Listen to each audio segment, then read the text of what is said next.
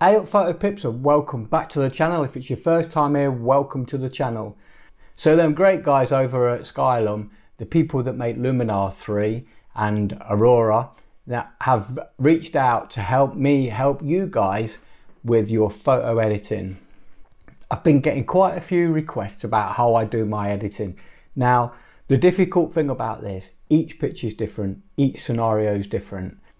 So I can show you the skills and the technique it takes to get some beautiful edited images just straight from a raw file. So if you're interested, come along and I'll show you. First things first.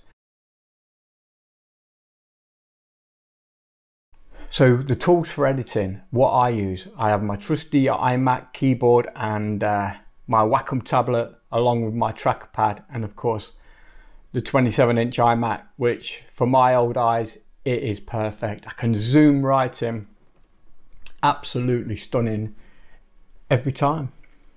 So that's the hardware. Now let's go and take a look at the software. So there's three types of software I love to use. The first one is the software that I use to open up my raw files. It's Adobe Camera Raw. So I basically just double click on the raw file and that's going to open it up in Adobe Camera Raw, which will give me the opportunity to take that flatness out of the raw file and start to bring it to life. Now, I always start quite aggressively with my editing. I like to just check the highlights out to make sure they're not blowing out. And that's going to give me them highlights that that was quite bright are now gone. Then I'm going to bring my shadows up again aggressively. I'm going to go all the way up and you can see that's way too much. So I'm just going to start to bring that down, which will just bring them shadows back underneath the gull's chest area there. Now this is a new slider. This is textures, and what this texture is going to do is keep an eye on the sky and it's just going to bring that sky to life. Look, I absolutely love this slider because it used to be massive into clarity, and you can always tell people that have over clarityed their pictures by they either give them quite a sharp edge like you would if you over sharpened, but also in some circumstances you will get like smudge lines around the standout subject, maybe buildings. I'm sure if we zoomed in on this seagull, you're going to see how aggressive that sharpening is, and that is a combination of the texture and the clarity. So I'm just going to take that texture back down. I just need to also check to make sure my detail slider in my sharpening is off and it's not, look, it's at 25. So I just want to take that away. It's just because of them horrible shapes that you get within the sharpening. This is every image I take. The procedures that you see here today are the procedures that I do for editing each and every single photograph. Whatever scenario it's in, I adapt. So maybe it's not going to be as aggressive as this, or maybe it's going to be more mellow. You know, it depends on the image. The thing is, people ask, how do you get this image? How do you get it edited like that? But this is why, one of the reasons why I didn't want to show an edit video, because each adventure you go on and each adventure I go on, they're all different. You could be at the same place at different times using different cameras, and you're just not going to get what I get just because it's down to me as an individual and the way I like to edit. I can show you the way I edit this photograph, but if you went to St. Ives and took a similar photograph, unfortunately you're not going to get it as exact, but it's going to have your signature on it and it's going to be yours, and you're going to love it as much as I love each and every single one of mine. So for me, that is roughly around about it for now in Adobe Camera Raw. It's just brought that raw file to life, and with that I'm going to now open the image into Photoshop. Now if you've not got Photoshop, please do not worry, because the whole idea of this is to use alternative softwares. Software that I'm also going to be using, which I use with every image, is Luminar 3. So in this part of the image, I'm going to get rid of this line, I'm going to get rid of this thing, and I've got a couple of dirty spots here on the sensor, which I'm just going to get rid of. So I'm just going to get this select tool here. This is the spot healing brush tool, and what this will do is it's going to take this line away. Because it's in the sky and it's so proud and bold, it's just going to rip it to bits. So I'm going to start at that point and I'm going to hold my shift button down and I'm just going to stick a line there. That's going to make a good start for me. It's almost gone. If I just made that a little bit bigger, once again, clicked, got in there. Just get that bit out of the top. Now I'm just going to use my Wacom tablet where I can get right in. Now the thing is with the Wacom tablet, I absolutely love this thing. I absolutely love it. And a lot of people don't like it because it is difficult to get used to, but look, I really want to show you that in the full. Absolutely love it. And the same thing is going to be for the Rogue Seagull. Just here, I'm just going to make that a bit bigger. Not too big, because if I just put one little splat mark there, you know, it's going to be a little bit more noticeable. But once again, with the Wacom tablet, I can get in there and take out the bits that I want to take out.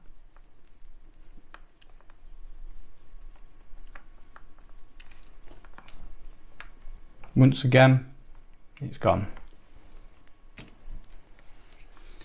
And then exactly the same here, just for these small dots. To grab a space bar, use your Wacom tablet to move it about, and just hold your space bar down, move it, move it, move it, move it. Job done. Okay. So now I'm going to concentrate on the Seagull's eye. We've done a bit of cleaning up. I could go into much more depth if I really wanted to and start moving all sorts of stuff, but I'm happy with this. I'm happy with how it's turned out. So I'm just going to zoom in. I can pinch, or again, I can use the Wacom tablet, but the tracker pad's just as good. And I'm going to zoom, zoom, zoom, zoom, zoom, zoom, zoom. Zoom, and I'm just going to press Q for quick mask. And what's this going to allow me to do is just select the eye, not the pupil, just this eye, and I'm going to come right in here. Look at this, look, absolutely beautiful. And I'm just going to paint this red.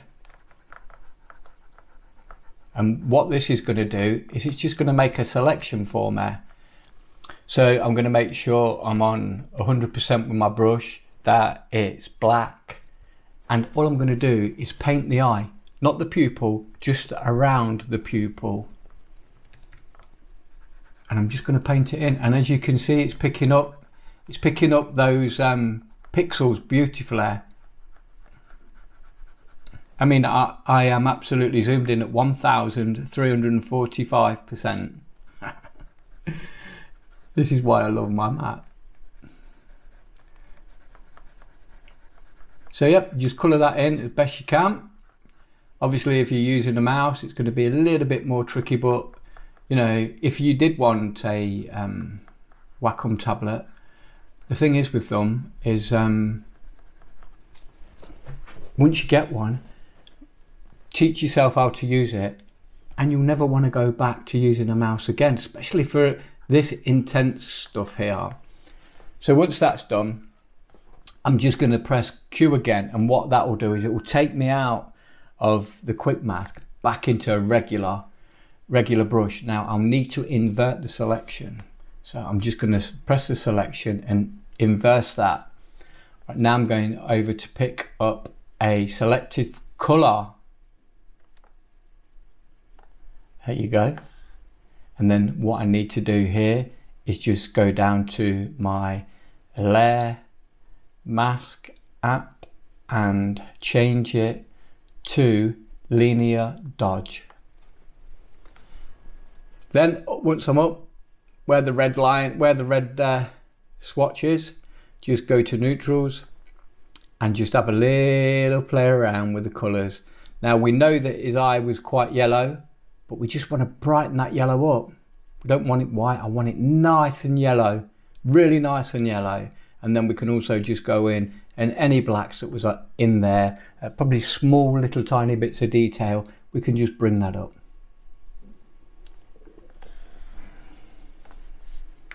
That is it. for the eye.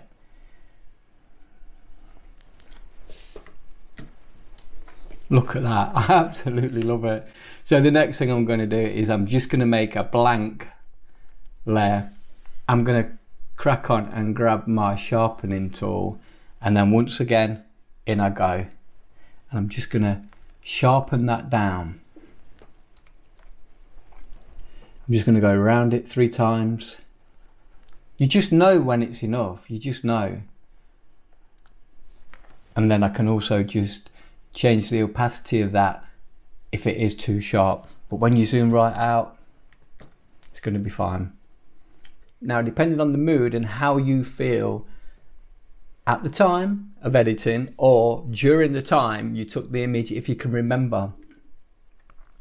Now, I do remember this because the sun was starting to set, as you can see just over here, and the clouds had come in from inland. They was going out to sea, and I remember seeing this and thinking, now that is going to make for a special sort of sunburst. But where do we get that from? Well, that's going to be the next program, and that's where we're going to delve into Luminar 3.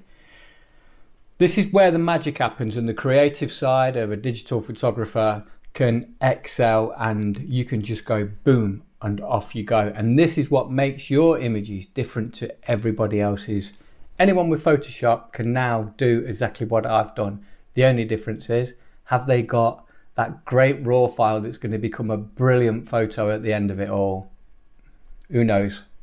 But that is the basic beginnings. We've done the first part in Adobe Camera Raw, where we brought the raw file to life. Then we've took away all the crap that's in the way, all the things that are going to take your eye away from the main frame.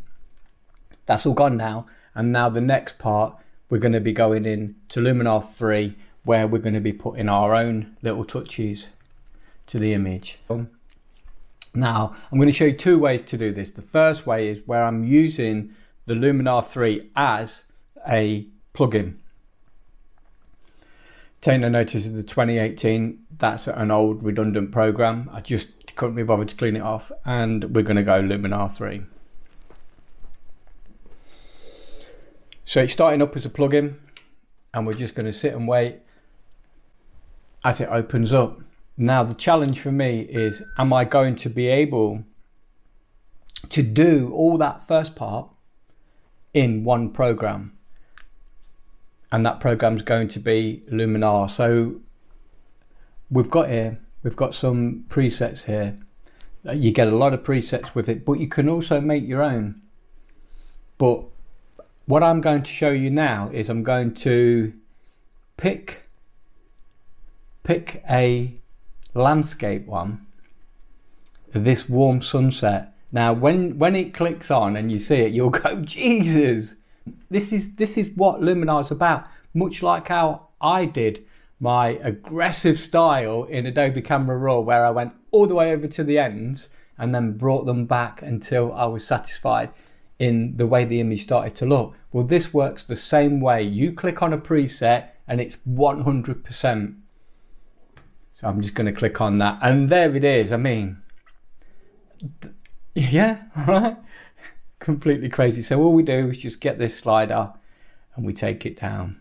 We take it down. There, see, look, I'm only at 35, 33%. I think that is enough.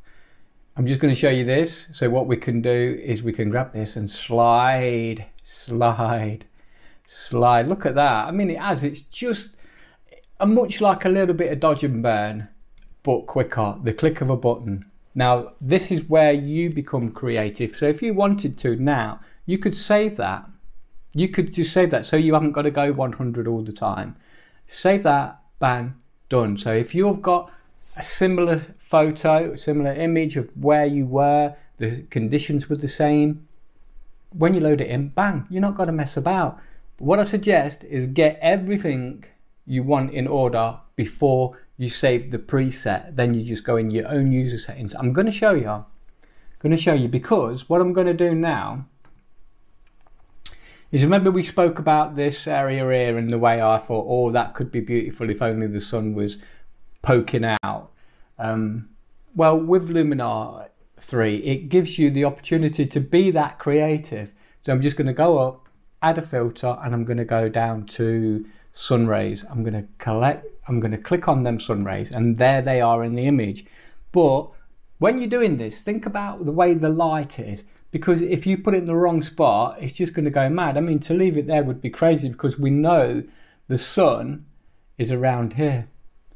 So what you need to do is place the sun center. So all you do is click on place the sun center, pick it up, and look, you see how it goes? It actually works with the light in the image.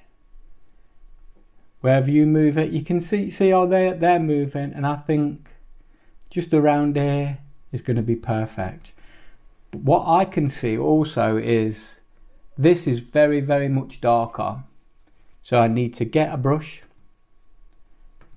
and I'm going to erase these ones from here. Just because I feel that I don't think they would be there because they're just being blocked out. Now I could go back using the sliders, select how I want it to look. You see, look, they're still there. So I'm going to whack it right up just so you can see that they're still there. Can you see them here? Look. So again, while my brush is still active, I'm just going to take them away. I don't want them. I don't want them. Don't want them. There. So that's the amount, the look. So that's brightened the whole image up, but I don't want it too bright. So I'm just going to keep it here like this, because later on I'm going to go back into Adobe Camera Raw and use some of the brushes and some of the graduated filters and that little circle thing to actually bring the light out in the places that I think are interesting in the image and would draw your eye as a viewer into those certain areas.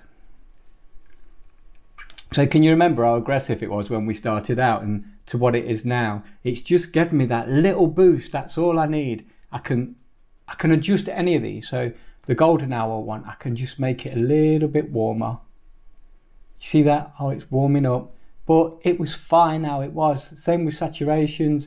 Sky enhance, I can go over the top, bring that right dark, or take it back down. I liked it where it was, because what tends to happen is it's as you're sitting there looking at the image, you get lost in the image, and that's when mistakes start to happen and it starts to get crazy. So the best thing to do is stop for a little while, have a bit of a break, have a brew, come back, check it out.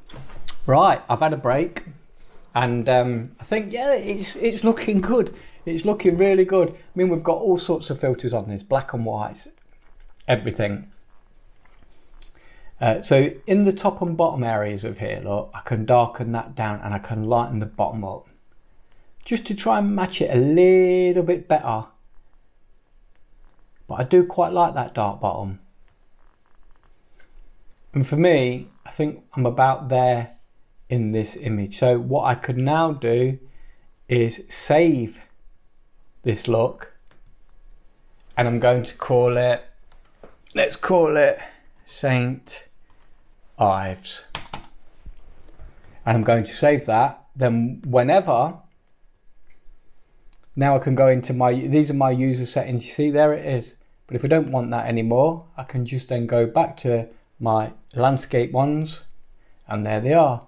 Or I can go back to my own user settings, and there it is. So once I've done that, I'm just going to accept that and apply it, and then that's going to reopen back into Photoshop CC.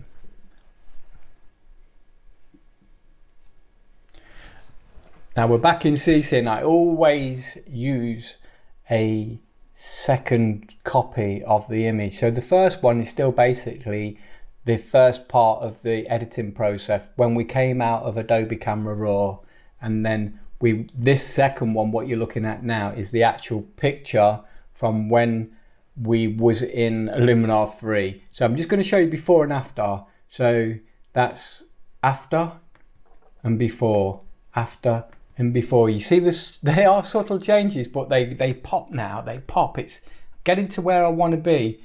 So the next stage for me is now I'm going to go back into Adobe Camera Raw. This is where my lighting effects are going to come in. I'm going to start using some of these tools like a graduated filter. I'm going to make it a little bit darker. Just remember, if you need to reset your local corrections, then as you move along, you can set your priorities there. Then you consider how much that you want. That nice little bit, I like that. That's just enough. It doesn't seem like much, but believe me, it is. Now this is where the magic happens.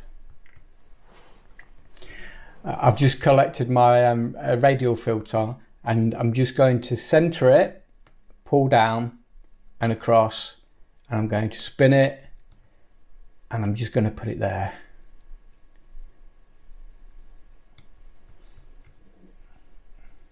Put a bit of highlights, a little bit of texture in. Look at that, you see, it's minute. I think I'm going to put about 7 or 8 in. There are 9, that's going to do.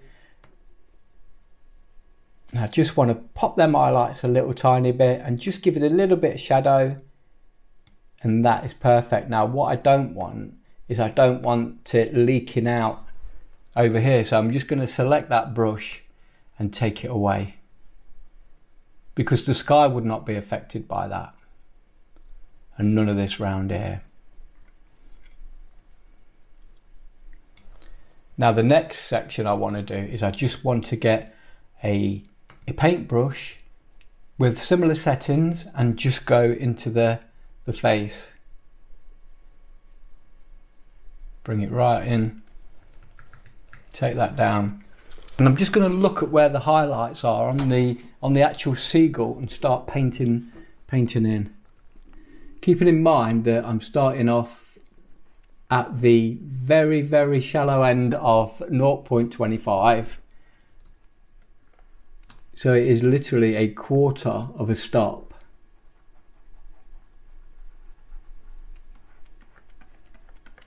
And then if I want to, I can be as aggressive as I like, just bringing that up. But look where the actual parts of the bird are, where you think, oh, well, that could be a shadow, that could be a highlight. Just look for them and just paint them in. Again, that's way too much. It's nearly a full stop. Now, the last thing I'm going to do is, just to make sure I'm completely happy, is I'm just going to do a small crop, just to center things a little bit more.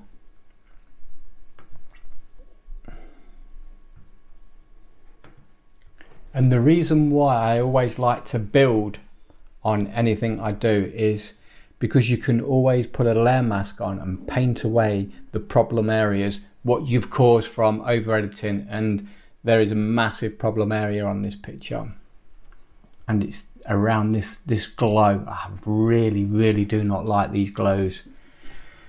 So I'm just going to get a brush and I'm just going to brush it all away.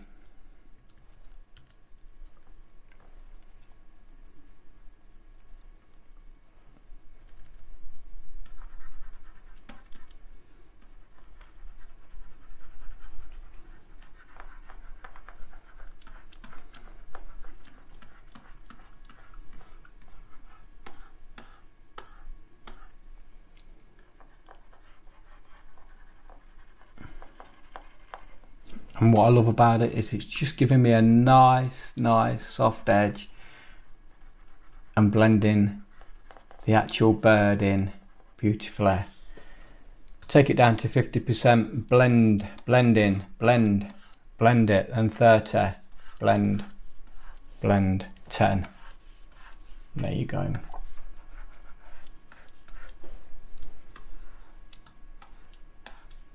Slow, steady. So now there's just one more area that I'm going to do, and what I need to do is make two copies of this image. The second one is going to be to give me a softer, not so sharp. And you just go to noise, reduce noise, and as you can see, look how soft it's gone. But that is what I want. That's the effect I want. So there it goes. The reason why you can't see it is because I've got this other one above. So let me just show you. There, look how it's softened it up beautifully. Then with this layer, I'm going to go in. This is my sharpening layer. I'm going to go in, go to other, go to high pass, and at a sharpening valuation of 1.1, that's 1.1 pixel, just click OK and change your layer mask setting to overlay. For me, I think that's enough. I could go in, I could sort of blend the chest in a little bit more, take my time, but it is literally just to show you guys. It'd probably take me to do that once I've made a preset in Luminar, I don't know, maybe 8 minutes to get that done. Maybe not even that. But starting out, it would take a good 10 to 15 minutes. Take your time and get it right. But then, like I say, have a break, go back and look again. So the next video that I'm going to do about editing is, can I make this same image with just one program? And that program is going to be Luminar 3. Now what I need you to do is, I'm going to put a link in the bottom of this description. This is going to take you over to Skylum's actual website, where you'll need to, in fact, I'm just going to show you this because I've put the link in one of my YouTube videos, and this link is going to be from now on in the bottom of all my videos. So you'll need to go down to the bottom of the video where the description is. There's Luminar 3 page. Go there. I'll show you now. Then you need to go to where it says Luminar and scroll down to download the trial. Click that, unzip it, open it up, and when you've got that up and running, go to the next video, and we're going to try and do that same image in Luminar 3 alone with nothing else. That's going to be from import right through to the very end, where we're going to export it to the desktop. It's for another time. See you soon, guys, and don't forget, get out and shoot. You know you want to. Cheers.